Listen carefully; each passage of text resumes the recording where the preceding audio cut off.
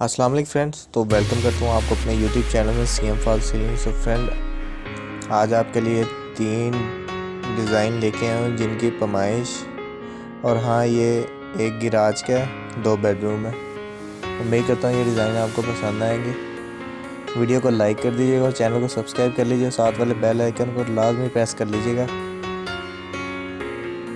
जैसे कि आप देख रहे हैं, यहाँ पे साइड पे मेरे पे काम चल रहा है। इसके नेक्स्ट में मैं आपको डिज़ाइन दिखाऊंगा। ये फर्स्ट में ये जो डिज़ाइन आपको दिखा रहा हूँ, ये गिराज का डिज़ाइन है जिसकी पैमाइश 11x12 है या 10x12 लगा लें आप। और ये एक बेडरूम का डिज़ाइन है जिसकी पैमाइश 12x17 है।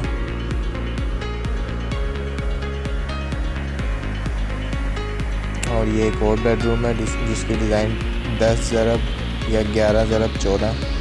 मैं कहता हूँ ये डिज़ाइन आपको पसंद आएंगे। तो मैं चलता हूँ, मिलेंगे इंशाल्लाह नेक्स्ट वीडियो में। तब तक के लिए अल्लाह हाफिज़।